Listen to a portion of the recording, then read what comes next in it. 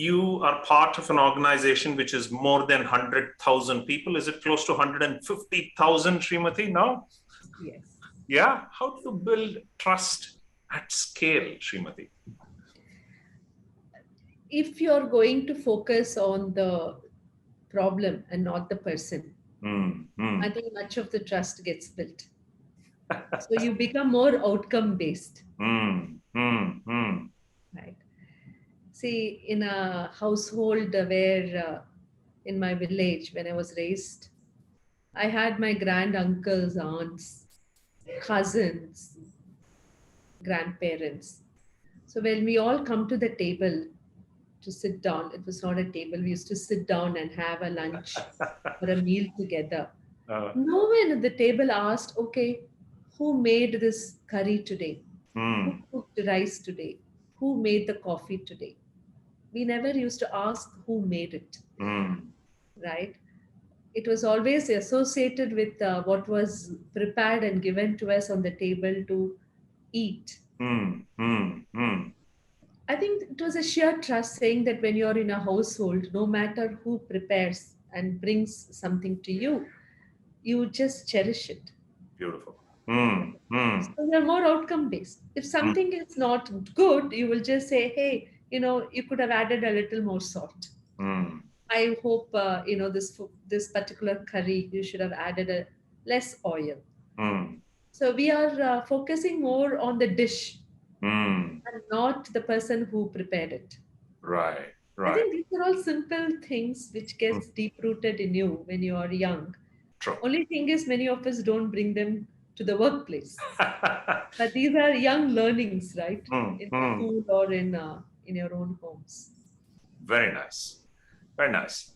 Now, I'm also thinking, if it's such a large organization, right? People normally think about, hey, we have so many people, we need to build leaders.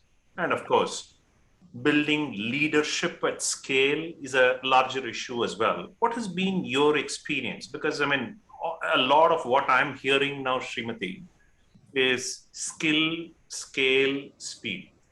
Right. Right?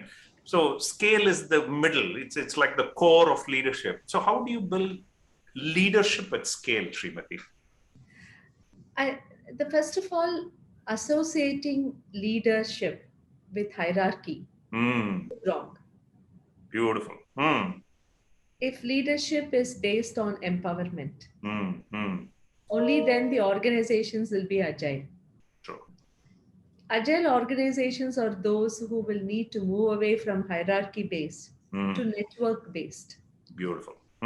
These networks are nothing but point of value. I always say it's not the points of control that matters. It's the points of value that matters. Very good. Very beautifully said.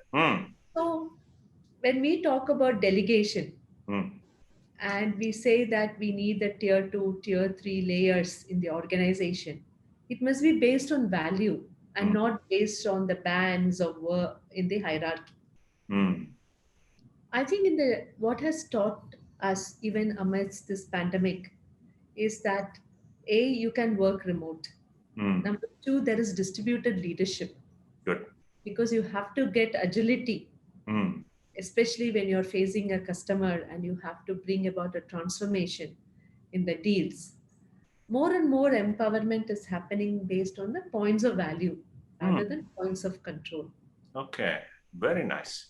I think at HCL, it is very popular. The person who is accountable for executing the work also becomes responsible. When you separate responsibility from accountability only, the leadership gets diluted. Beautifully said. Beautiful. Very good. Very good. So, yeah, a lot of people make that mistake of saying accountability is individual, responsibility is collective, and all of that, right? Okay. Very nice. So mold both, and then you will go ahead and get stuff done. Absolutely. The minute you just shift from your ideological thinking of hierarchy, top of the pyramid is leader, then I don't think any new forms of leadership will ever emerge. I think it should be about point of value. Am I delivering value to this particular problem?